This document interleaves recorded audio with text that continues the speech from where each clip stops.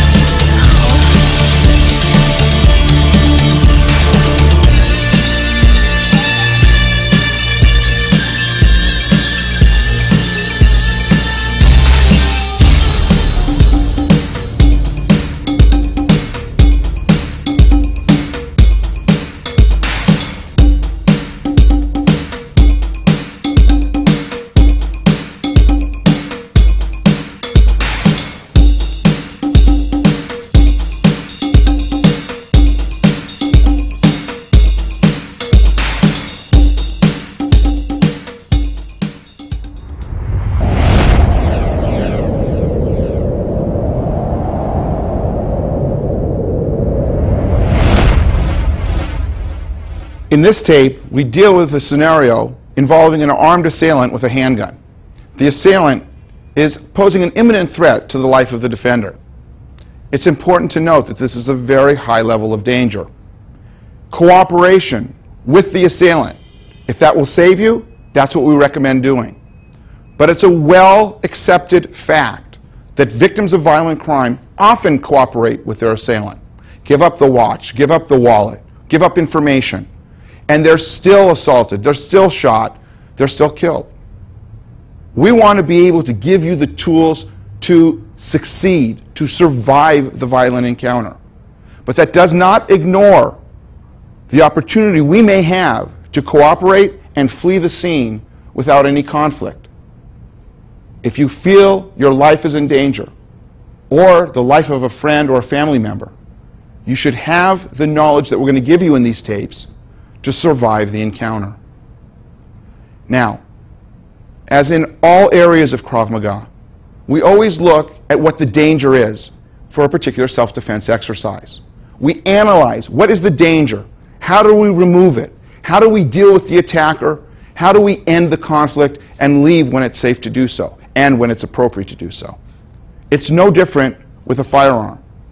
What's the danger with a firearm? Being in the line of fire at the time the weapon is discharged. It is important to note, though, that distances are crucial.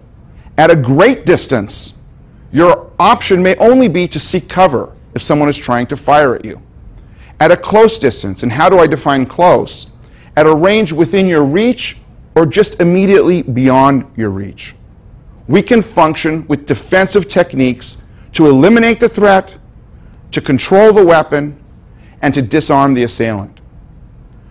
The exercises that we're going to perform for you deal with threats that are issued from the front, from a diagonal angle, from the side in front of the arm, at the side behind the arm, and to the rear of the defender. These exercises are our basic exercises for handgun defense. Other tapes will deal with more varying scenarios.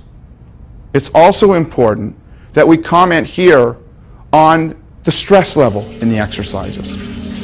It's very, very, very crucial that your training regimen includes stressful scenarios so that you will be familiar with how to function under stress in a real-life situation.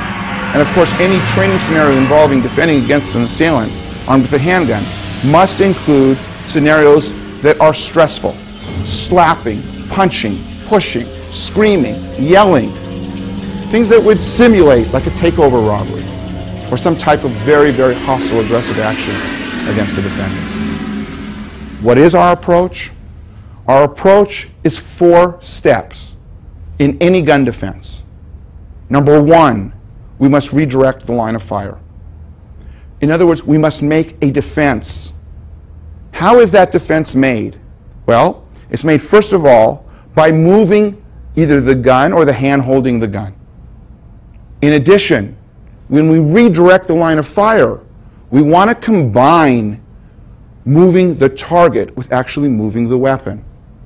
So those two things, a body defense and a hand defense, generally combine to make or create an overall earlier and more complete defense. Secondly, it is very important that we don't just redirect the line of fire and move the target, because that means maybe we only missed the first shot. We're concerned with danger in all its potential. If it's a semi-automatic weapon, the weapon itself may be armed with 4, 5, 10, or 11 more shots. So we must control the weapon so that the line of fire never comes back on us. 1, redirect the line of fire, including a body defense. 2, control the weapon so that the line of fire can never return on us. 3, we must realize that the gunman who has the weapon in his hand, who feels all the power in the world is in their hands. Once you have defended, they will be fighting for their lives too. So stage number 3 is to attack the gunman with determination, very aggressively. We are fighting for our lives and we must not forget that. Stage 1, redirect. Stage 2, control the weapon. Stage 3, to attack the gunman. And the final stage, if it's necessary, is to disarm the gunman.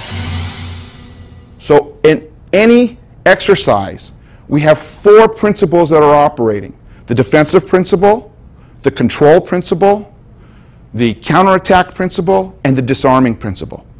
That does not mean, however, that all of our exercises have 4 separate stages separated by time. In fact, most of our exercises are performed in fewer than 4 stages, and the way the 4 principles are covered is that they are occurring simultaneous to one another in the exercise.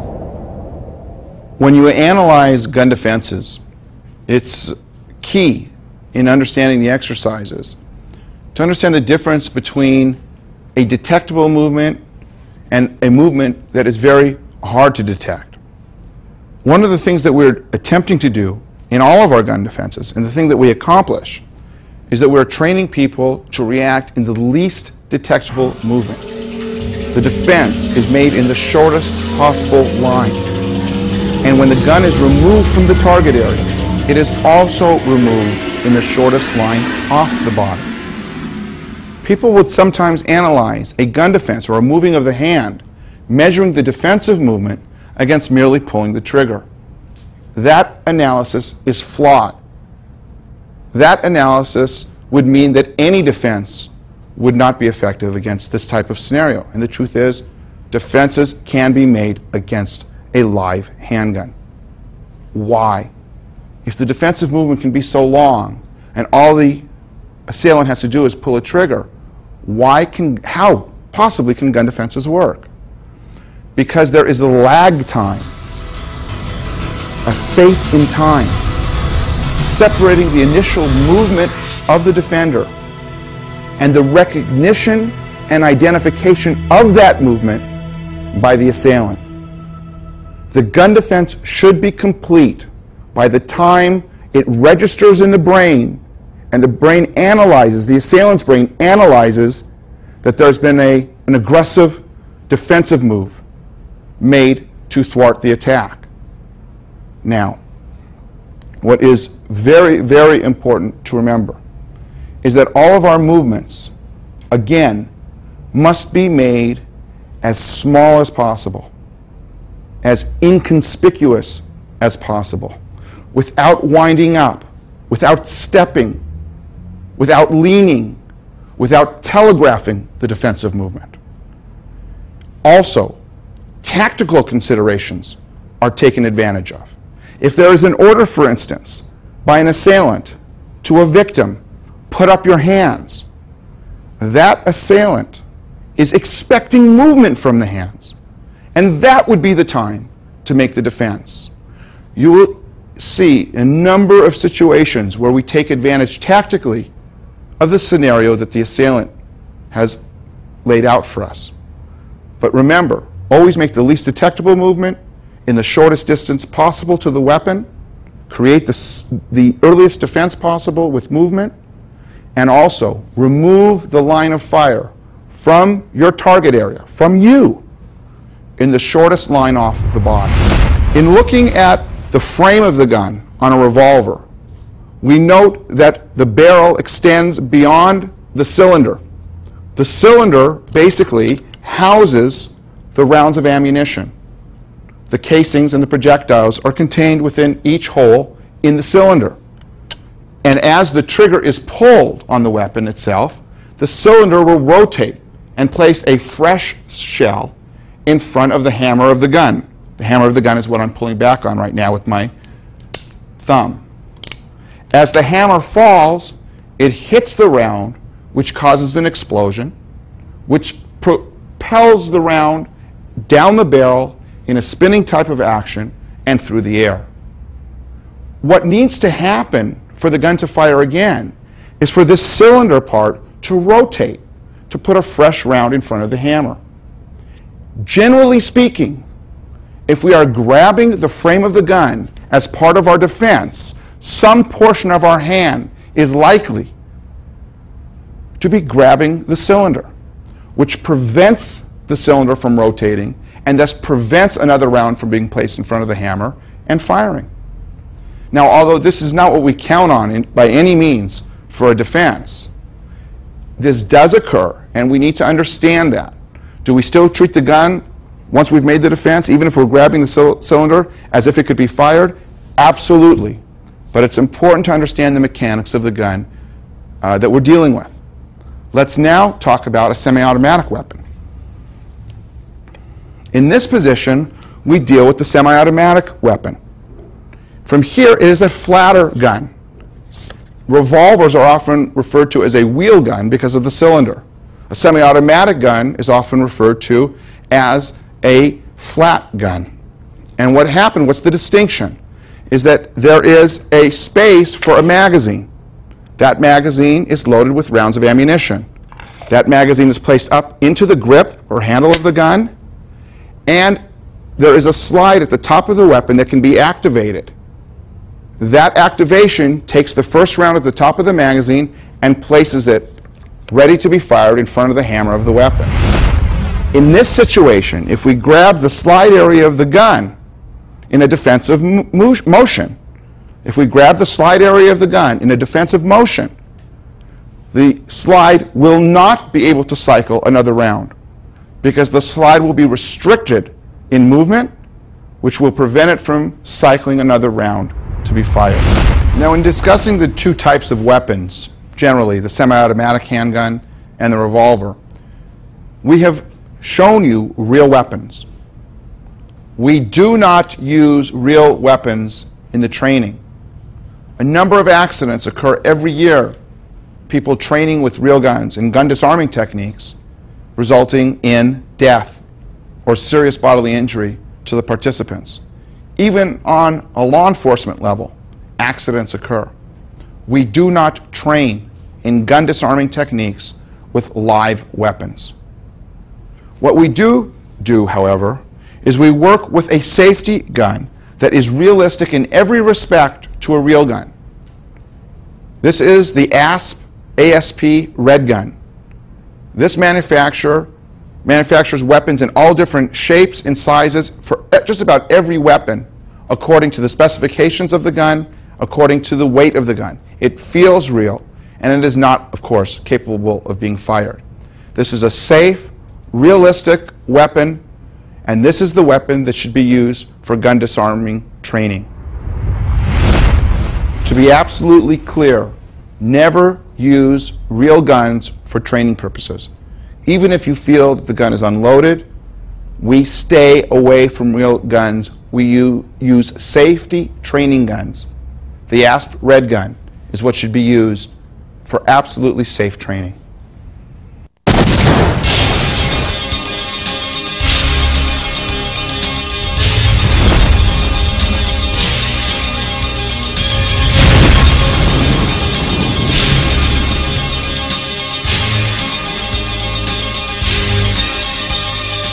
In this next scenario, dealing with an armed assailant, we're going to deal with a gunman that approaches the victim from the front. This is common because in many street crimes, such as an armed robbery or an assault that arises out of some type of an argument, the attacker approaches the victim from the front to give orders or demands or to intimidate the victim. Remember, the gun can be presented at varying distances and at varying heights.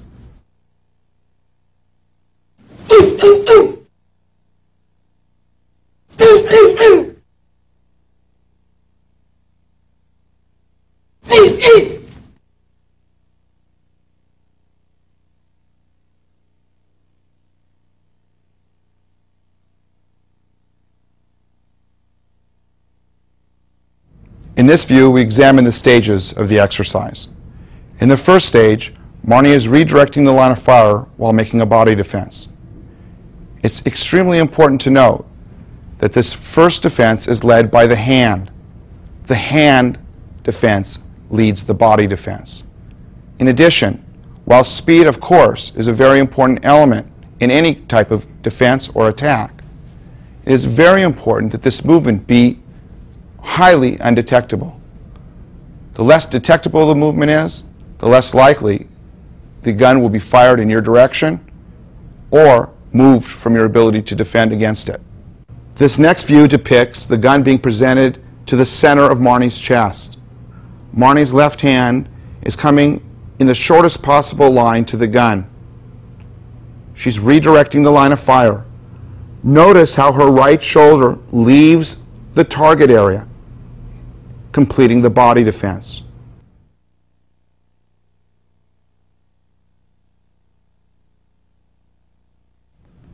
The redirection occurs by the hand coming to the side of the gun and taking the gun off parallel to the ground.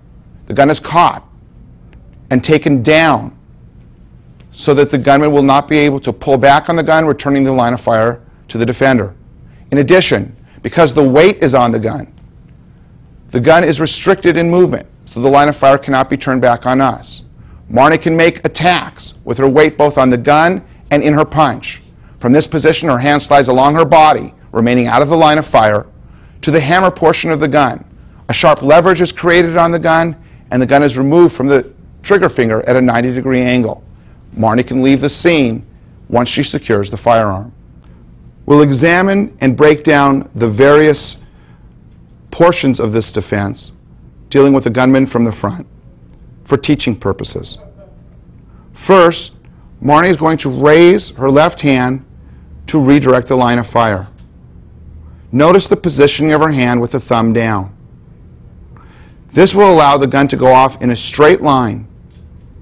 Marnie's hand will approach the gun from the side of the gun.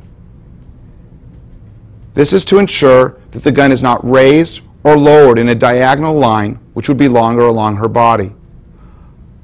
The longer the line is, the line of redirection, the longer the gun will remain on the defender.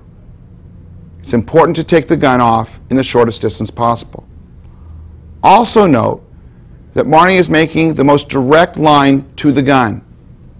There's no swinging of her arm. There's no leaning in her body that precedes or telegraphs the defensive movement. The next stage is Marnie making the defense and grabbing the gun and straightening her arm. Her body defense is complete. Her right hand is up and ready to punch. At this point in time, the third stage occurs. After grabbing the gun and redirecting it, Marnie steps and enters with her weight on the gun. Marnie steps beyond the front foot of the threat, of the attacker.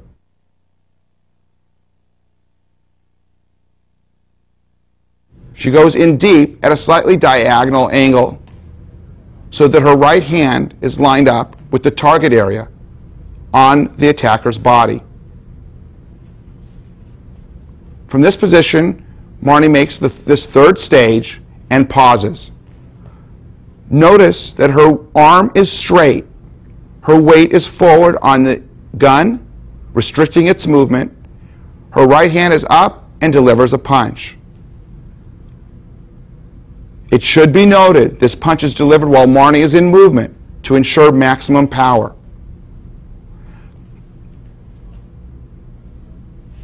The fourth stage from this position, after the punch or punches, Marnie will take her right hand along her body, keeping it out of the line of fire, bringing it to the hammer area of the gun. The right hand will pull on the hammer area of the gun sharply.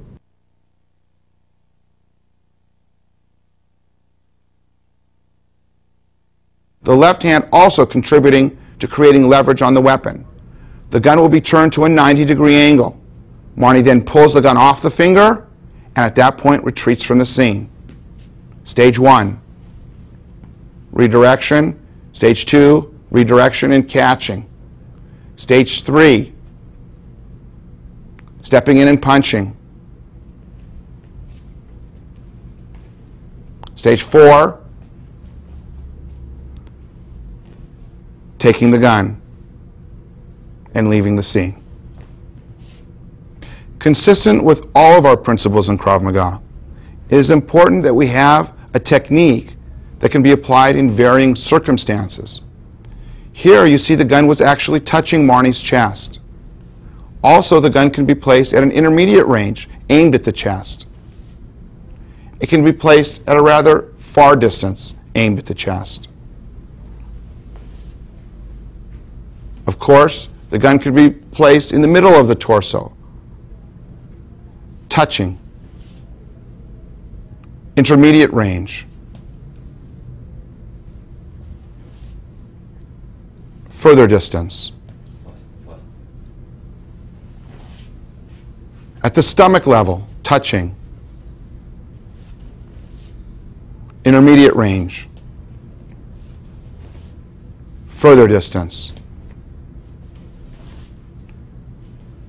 It is also possible for the gun to be placed touching the head.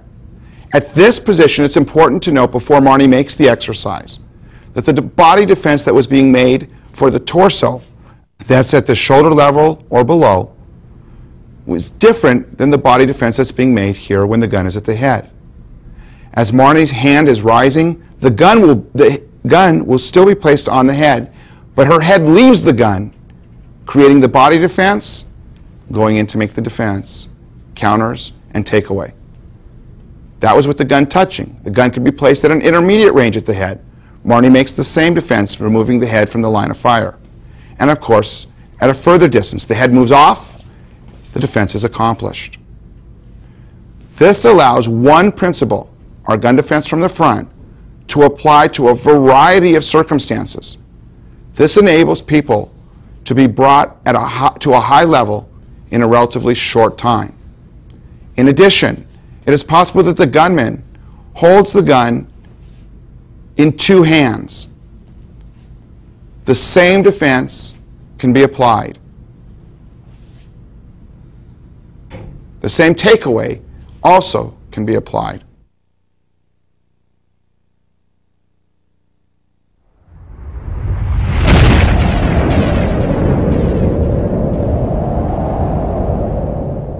Some important tactical considerations with regard to this exercise. In a situation where the gunman already is close in proximity to the defender and gives an order, such as raise your hands. Raise your hands. Notice that the defender, Marnie, made the defense immediately. This is because once the gun comes up and the order is given, put your hands up. The gunman is expecting movement from the hands.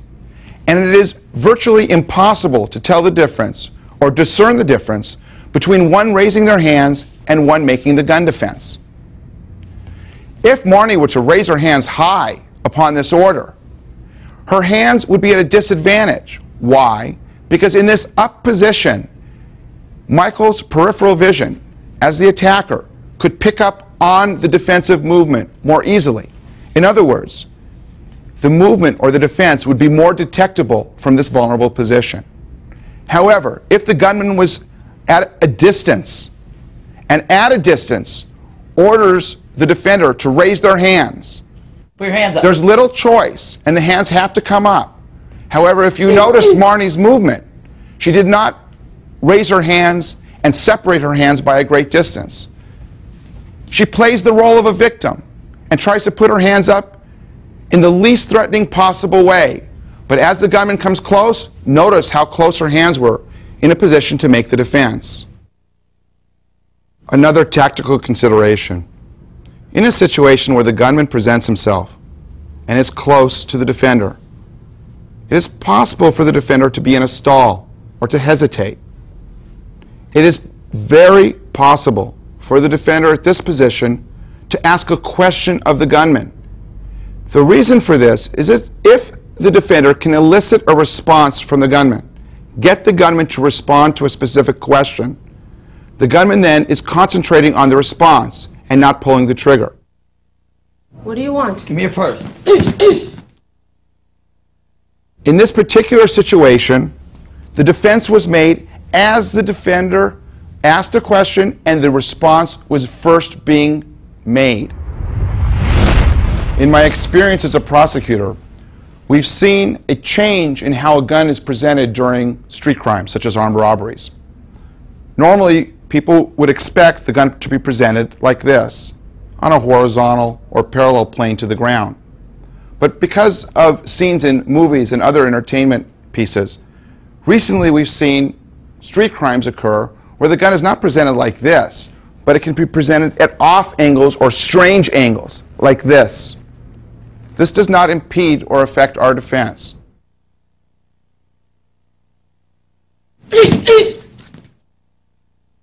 In this exercise, up to this point, you've seen Marnie use her left hand to redirect the line of fire. It's possible that Marnie could be with a companion in the position that I'm in at this present time.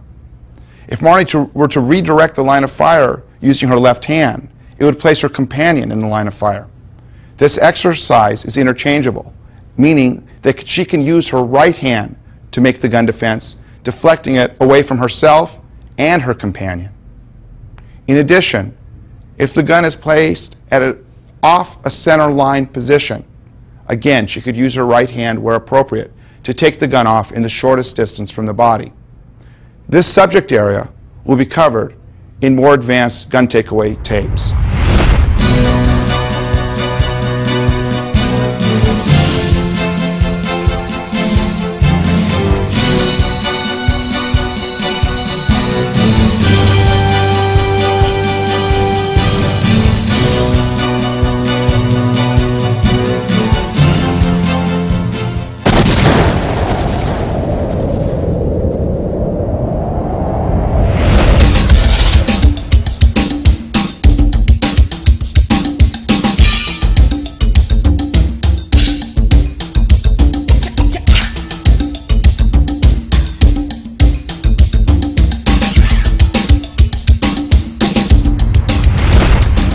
In this next scenario, we deal with a handgun threat that's placed to the side of the head.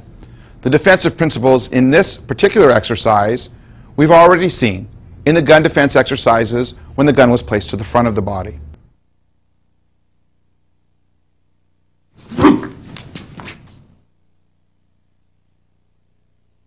In this particular view, we're going to examine how the defense is made. It's made between the hand redirecting the line of fire and the body defense occurring by bringing the head straight back. The head drawing straight back and the hand moving the gun forward combine to create an earlier defense. It is important to note that Howard is bringing his head straight back. His hand is bringing the gun straight forward. This will ensure that the gun is taken off in the shortest distance. If Howard were to bring the gun in a downward motion, in a diagonal line, the gun would be on Howard's head for a longer period of time. The same is true if Howard were to raise the gun in a diagonal line. If he were to do this, the gun again would be on him for a long period of time. He's going to the gun in the shortest line and taking the gun off his head in the shortest line, removing his head from the line of fire. The timing is the hand leading first and the head going back just before the hand reaches the gun. And now, Howard will demonstrate the exercise.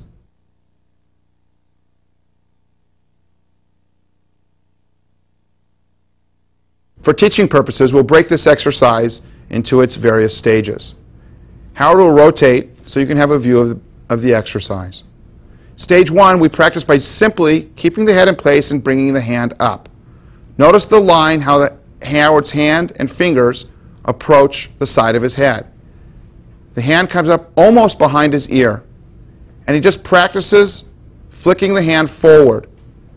Fingers outstretched, palm forward.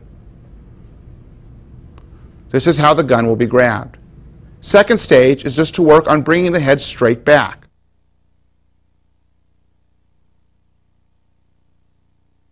These two combine for the earlier defense. This is stage 1.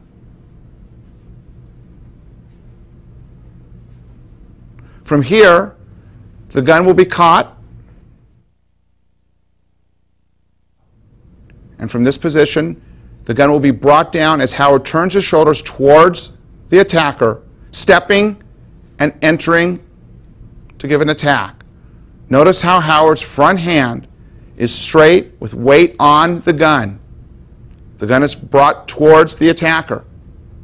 It is immobilized. From this position, stage 3, is Howard reaching down towards the hammer part of the gun. Howard does not cross the line of fire with his hand. Howard has grabbed the hammer part of the gun and makes the twisting type braking action, pulling the gun at a 90-degree angle off the finger. Stage 1 is the defense and catching. Stage 2 is turning and bringing the gun down, stepping inside.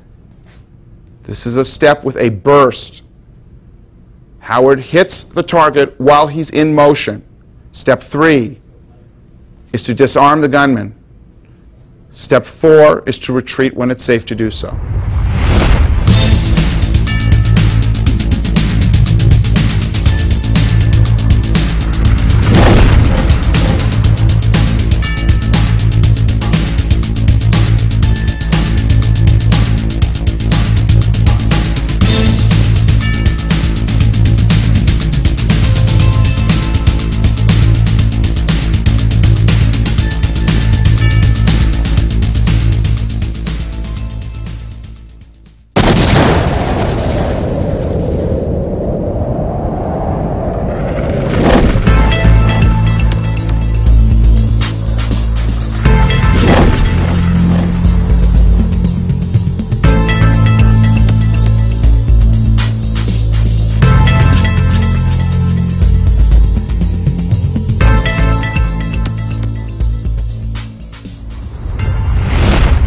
An attacker approaches you again, this time with a gun, but he wants to conceal his identity.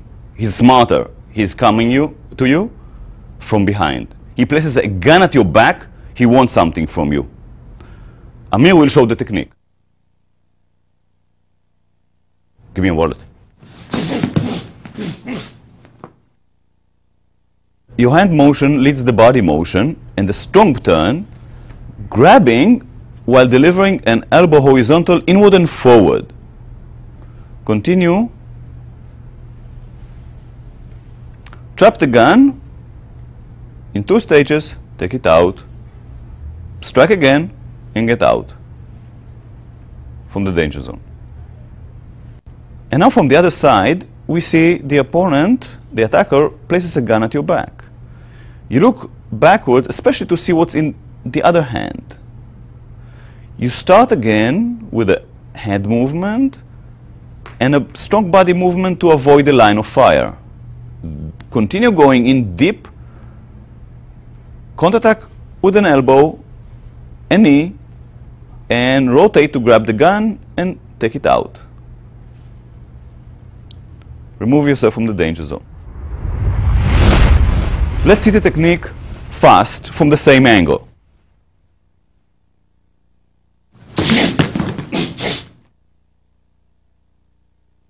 Let's see the technique fast from the other angle.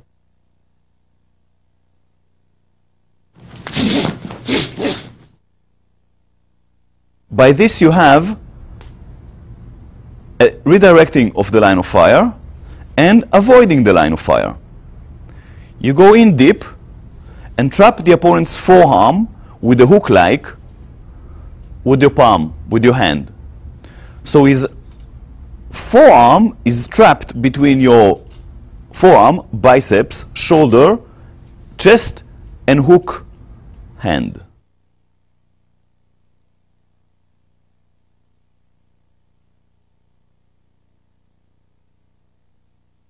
Your elbow is tucked to your ribs strongly to avoid any space that the opponent's hand can be escaped through. We see how Amir is avoiding the line of fire while redirecting it also.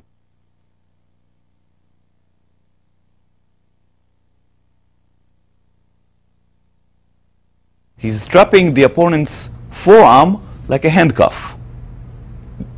It cannot move. After the elbow strike, you give a knee kick. Note that Amir's front leg, his left leg, his advancing leg, is very, very close to John's body.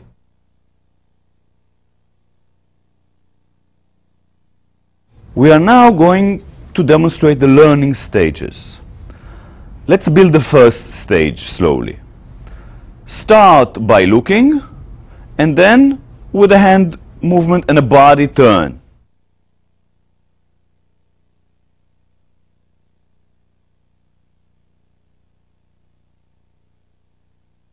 Now we continue, sending the palm of the hand forward while advancing towards the opponent.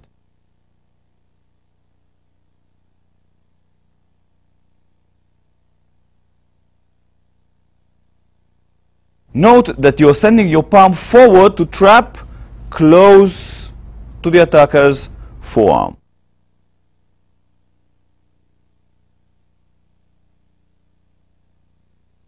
Now we are doing the whole first stage, which is with delivering the strong elbow.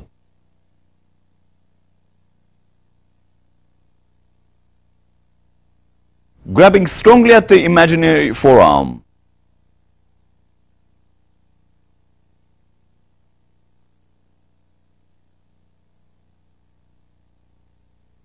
Now the next stage is grabbing and giving a knee. The third stage will be going to make the disarming. Remember the disarming being done in 3 stages: grabbing, breaking the hold, pushing the gun away, and now going out away from the opponent.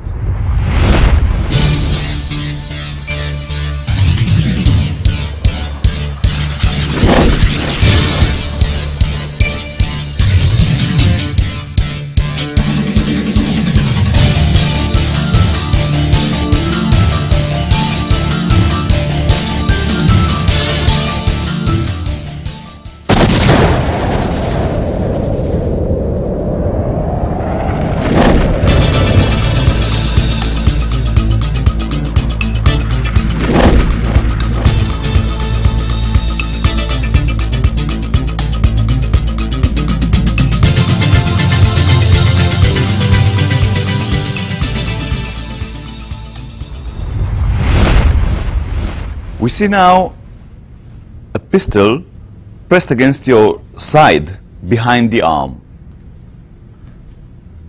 We see the technique that Michael is performing against Sam. It resembles very much the technique from the back. It's really a variation on it. So you start with a hand movement with the deflection and enter as close as possible to the opponent. You continue with an elbow strike, a knee, other counterattacks as needed, and then disarm and move back.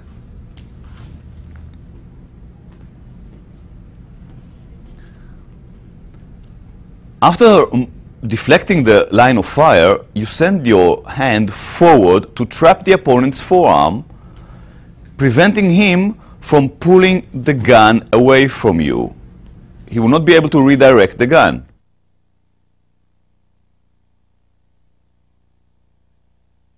Step close to the opponent. Deliver a horizontal elbow forward and inward. Before the gunman manages to fall down, trap him, give him a knee. Then turn yourself, grab the gun with the palm facing down, thumb to you. Break the hold on the gun in one strong motion, then push the gun away from the trigger finger. Remove yourself from the danger zone while attacking as needed.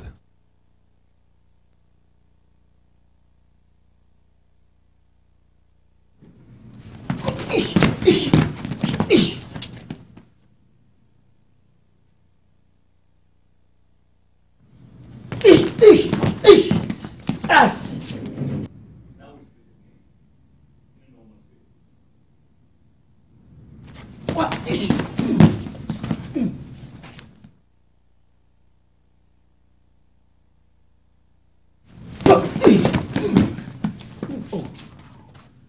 Note at Michael's deflection of the weapon and the hand of holding the weapon, then bursting towards the opponent. Note at the defender's elbow. Michael is pressing his elbow against his ribs in order to maintain very strong pressure on the attacker's forearm, thus preventing him from pulling his hand away from the grab.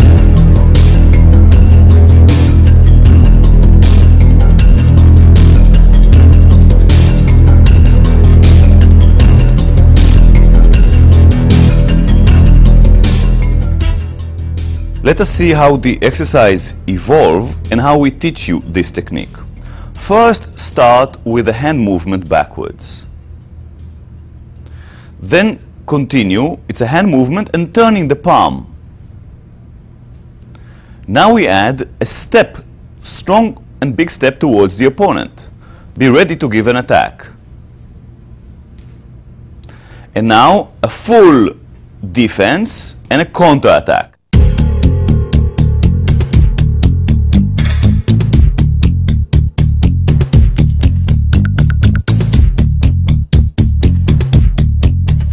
Look, the hand movement, the body movement, the stepping in, counter-attacking with the elbow, then counter-attacking again with the knee. After that we finish with disarming, grabbing the pistol, turning it about 90 degrees to the palm, pushing it away from the hand, and striking, and then moving away from the opponent.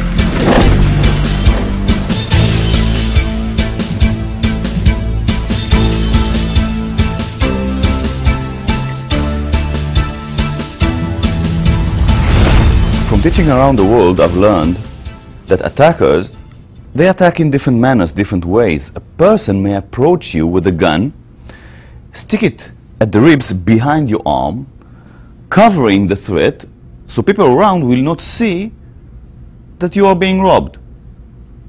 In some other cases, he may approach you from the side and stick a gun at the ribs in front of the arm. Let us see John presenting the technique that we have against this threat. We see now the hand defense redirecting the line of fire. We also see here that you send your body backwards to avoid the line of fire. This is your body defense. Your right hand comes from close to the body to grab the barrel. Note that two thumbs are high and the fingers are down in the grabs of the wrist, back of the hand, and the grab of the barrel.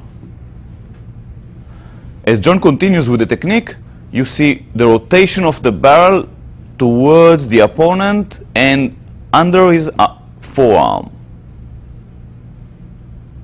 This will disarm the opponent instantly. Beware not to bring your right hand in front of the line of fire.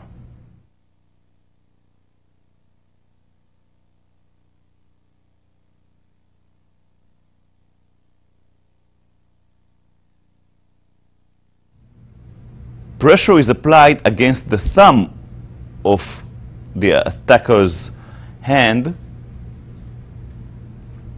thus removing the gun very easily from his hand.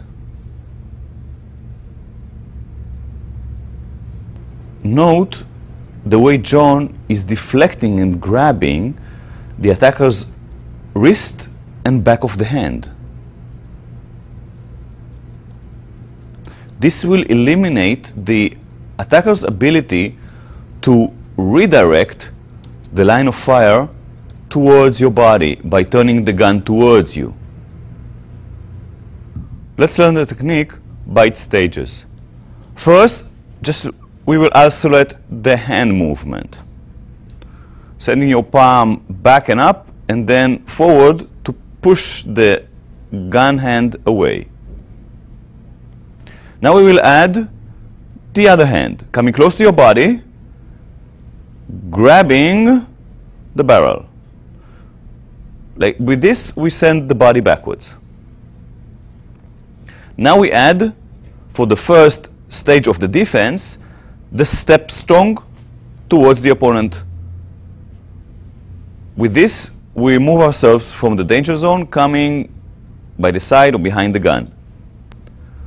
After fulfilling this stage, we go to the next stage, which is turning very strongly, pushing with the right, pulling with the left hand, sending our shoulder towards the opponent's shoulder, the shoulder that the hand is holding the gun.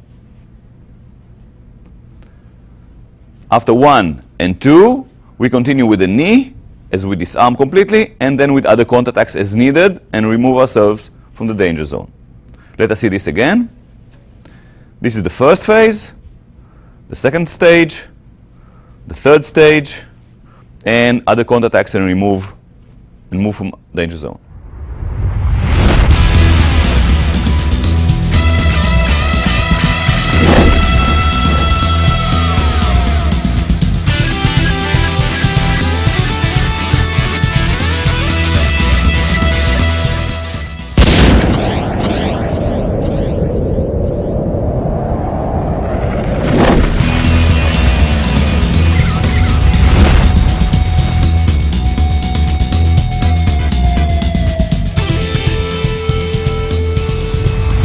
In this next scenario, we deal with an attacker, an assailant armed with a handgun, that approaches the victim from the front.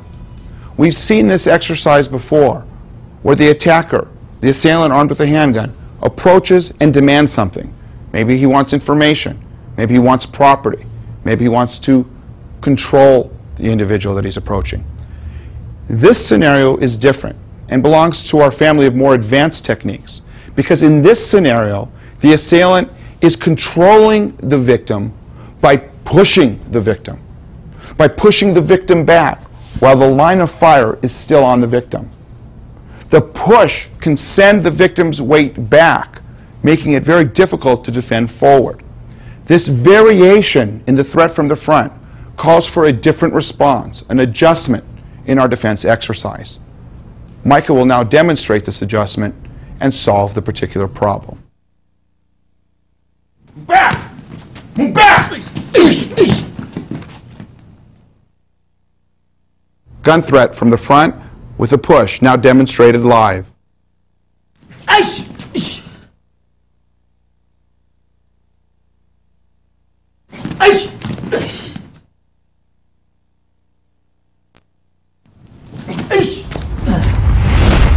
Micah will now only demonstrate from various angles just the redirection of the pushing hand in the smallest possible movement.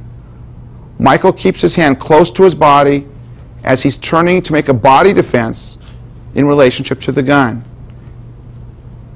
His hand stays close to his body as he redirects the push just before it reaches him.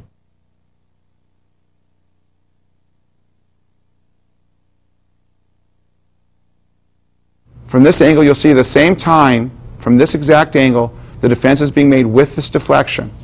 Michael's in a position to move in and counterattack, removing the firearm. We now look at this exercise and break it down into its learning stages. Michael first works on the deflection. This is stage 1. The hand comes up in an outside defensive position and will sweep away the pushing hand. At the same time Michael is making this motion, he makes a body defense. The sweeping motion for the outside defense and the body defense combine to send the hand away. As he is doing that, he's making the regular defense against gun from the front. All of this is stage 1. Because the gunman is likely to have the gun close to his body, stage 2 involves taking the gun down or pinning it against his upper body. Michael steps in, and stage 3 is the counterattack. Stage 4 will be added. Stage 4 will be the disarming technique. Michael removes the gun and leaves. Stage 1, the deflection, the catch of the gun. Stage 2 is trapping the gun against the body of the assailant, stepping in for stage 3 with the punch. Stage 4 is disarming and retreating from the scene. From the side view, 1, 2, and 3, disarming. From the other angle, 1, 2, and 3, disarming.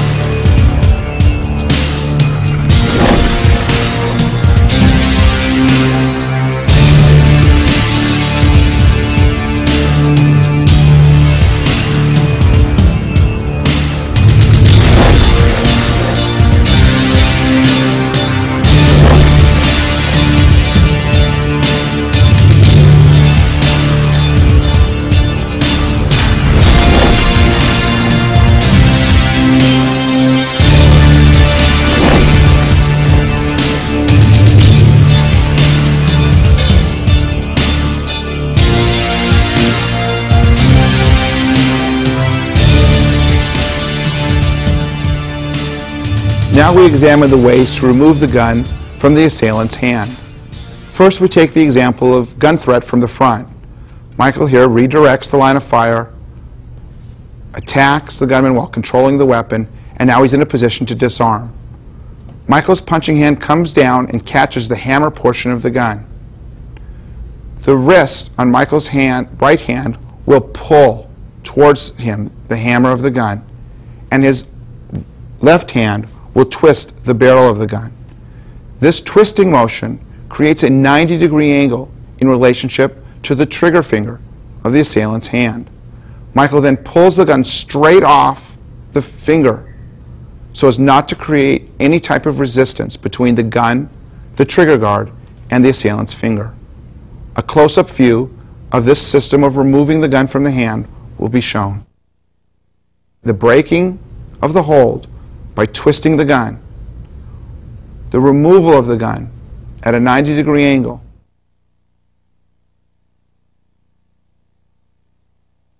the break, the take. We now examine gun threat from behind. In this position, again, the rotational turn of the body creates the defense. Michael is controlling the gun by trapping it against his chest, by completely surrounding it with a bent fist, wrist, straight forearm, and elbow being held in a down position. Michael reaches and catches the gun. Again, from that position, repeat the grabbing. As he goes to the gun, he can pivot, and his pinky is up, his thumb is down. Again, watch how the hand approaches the weapon. To have more leverage, it is better for Michael to catch the gun actually closer towards the end of the barrel. If he catches too deep on the barrel, he will not have as much leverage to remove the gun from the hand. In this gun takeaway position, the gun is taken in two stages. First, the hand and elbow break the gun downward sharply to a 90-degree angle in relation to the trigger finger. At this position, the gun is then raised straight off the finger so as not to cause any resistance. If the head of the gunman is up, Michael can attack with horizontal head strikes with the elbow. If the gunman's head is down, the way it was before, with downward strikes with the elbow. The next exercise deals with gun threat from in front of the arm. In this position, Michael is redirecting the line of fire at the wrist area of the assailant, catching the end of the barrel. In this stage, the defense is made in one swift movement downward, causing pressure on the thumb of the assailant. Notice how Michael uses his weight and leverage on the gun to put all the pressure on the thumb by twisting the gun in its place, and the barrel of the gun goes downward so that pressure is applied to the thumb of the assailant. This twisting action pits the power of Michael's shoulder and turning of the body and the grip of the gun all against the gunman's thumb, which is unable to withstand the pressure. The pressure on the thumb opens the fingers and releases the gun from the gunman's grasp. It is important to note that this is not done with the defender's wrist. Michael is turning in with his entire body weight over the gun, twisting the gun against and down, the barrel down against the thumb that is surrounding the grip of the gun. All this pressure applied to the thumb is too much to withstand the hold on the gun, and the gun is freed from the grasp of the gunman, and we are able to attack and leave the scene.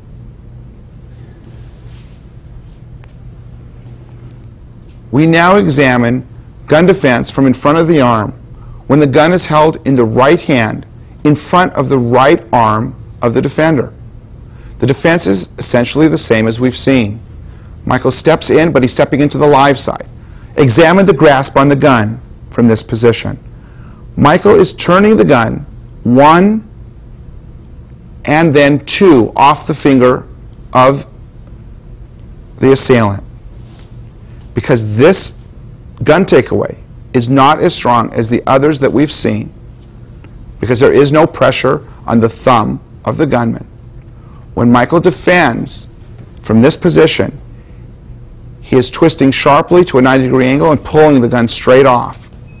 It is also possible for Michael to issue counterattacks at the time he's making the disarming. This is to ensure a more rapid defense without resistance. We place the concentration somewhere else on the body rather than in the strength of the hand. But yet, on its own, the leverage that's provided is strong enough to easily remove the gun from the hand.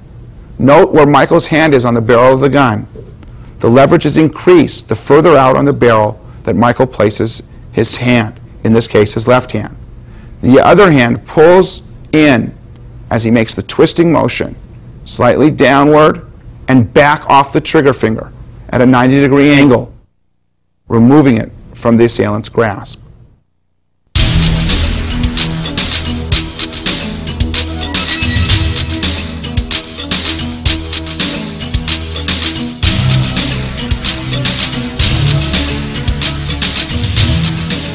In this view, we can see what occurs when we make the defense to the opposite side. Here, the gun is held in the right hand on Michael's right side behind the arm. Michael makes the turning defense, strikes, secures the arm, and now is in a position to disarm. From this position, he's breaking the gun down again against the thumb and then lifting the gun off the trigger finger.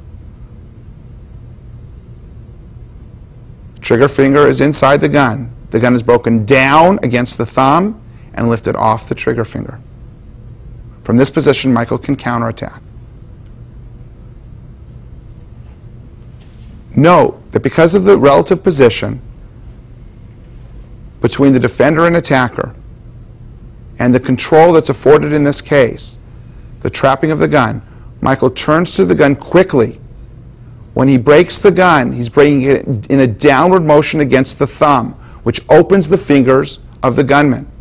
Now he lifts the gun off and can strike with his elbow or even the weapon itself, if appropriate,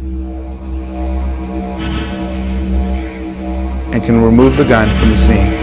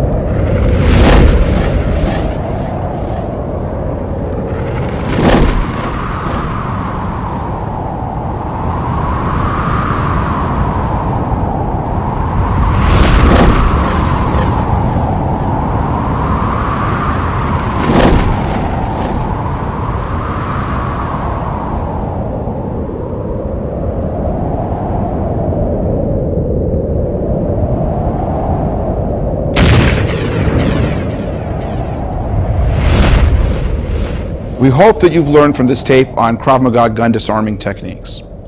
We'd like you to keep in mind a few things. One, safety and training. Make sure you are using only proper safety training devices. Secondly, remember the tactics that have been discussed during this tape. And also remember that this is a very, very high-level threat. If you feel during a violent or assaultive type of confrontation that cooperation with the assailant will get you through the danger, will help you to survive, then cooperate. Then do what you're ordered to do in order to survive. There's nothing wrong with that. But if you feel that no matter how much you cooperate, that you're going to be executed anyways, we have given you the tools to survive. These exercises are used by law enforcement, and these exercises have been applied on the street, and they work.